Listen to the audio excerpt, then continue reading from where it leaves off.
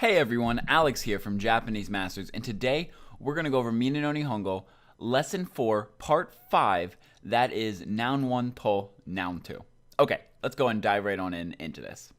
Okay, as you can see, we have our Noun 1 to Noun 2.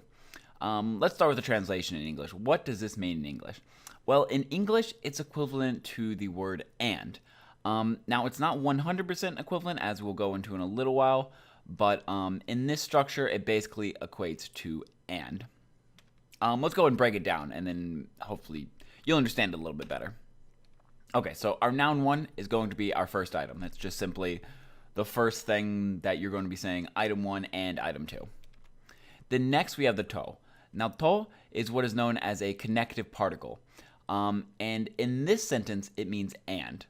But it can also mean with. Like if you're saying, I talk with a friend, you could say tomodachi to, and then something like hanasu or something.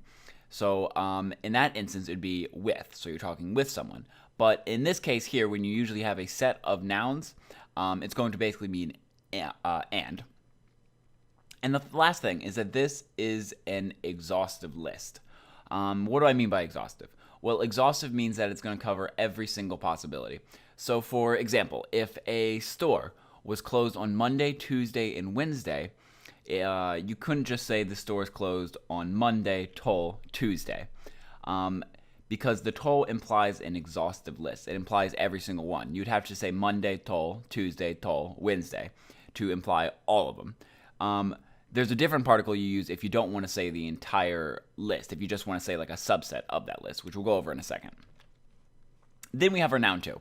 Noun 2 is just going to be the second item, so your noun 1 and your noun 2. And then this is the other particle I was talking about, ya. Ya is also a connected particle. This one, however, would signify that the list is not exhaustive. So if you said like Monday, ya, Tuesday, you'd be saying like Monday and Tuesday and some other days. Or anything like that. You'd be saying this and that and some other things.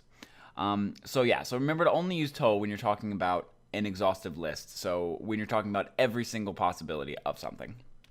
Okay, let's go ahead and go through a couple of examples to really make sure that you know the structure.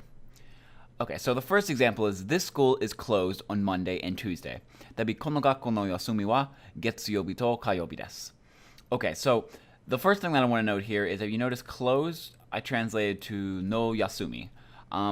Yasumi basically means rest or holiday or something like that. So you're saying this school's rest. So this school's rest time or something like that. It's a little bit different than how we say it in English. But it's really not the topic of this lesson, so it's not that important. But just know that that is kind of how you say something is closed. Then we have our structure here.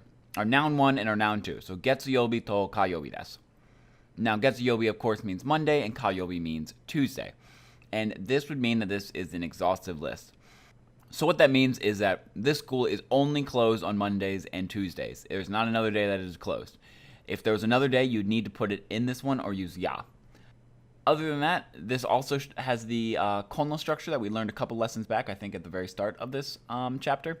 So that's another example of when you'd use this to say this school. So the one that maybe that you're currently at or something like that. And that is it for this sentence. Let's go ahead and move on to the next sentence. The next sentence is this and that is spicy. Kore to sore wa karai desu. Now, when I'm thinking of this sentence, I'm thinking like maybe there's a whole bunch of food out, like on a table, and you're pointing at like this kore and like that over there, sore. You're saying this and that is spicy. And yet again, because we're using to, we're saying that's an exhaustive list. So we're saying that if there were 6 food items on the table, this and that, those 2 food items, they're spicy, which would imply the rest of them are not spicy. Now, if you said kore ya sore, then you'd be saying this and that and possibly some others are also spicy. So then, if you hated spicy food, you'd be a little less confident that you could eat the other 4 foods. But this one is implying that only those 2 foods are going to be spicy. And then, of course, karai just means spicy. Okay, let's go ahead and move on to the last example. The last example is, I plan on ordering tempura, sushi, and daikon. Oh, I forgot to make daikon red, but here's where daikon is. Okay, so let's go ahead and go through this sentence. Tempura to sushi to daikon o chumon suru tsumori desu. let's start just with the simple nouns. We have tempura, which if you don't know what that is kind of like a deep fried food. You can deep fry a whole bunch of things and it becomes tempura. But it's very popular in Japan. And then, of course, we have sushi, which, if you don't know that, that's just raw fish that is delicious. And then we have daikon. Daikon is a type of big radish that they eat a lot in Japan. It's actually served a lot with sushi as like a side item. But, yeah. Then we have our verb, which is chumansuru, which means to order.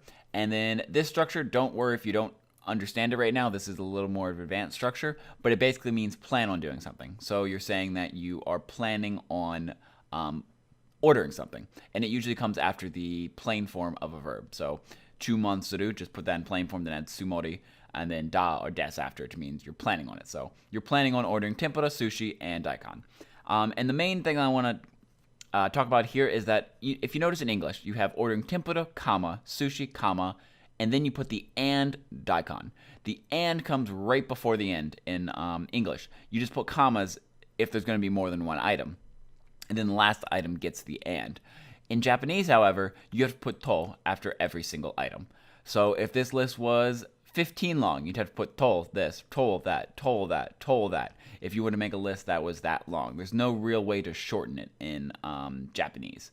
And also, I wanted to show that just because this thing said noun 1 and noun 2 does not mean that it is limited to just 2 nouns. You can keep adding nouns onto this to say this and that and that and that and that and so on.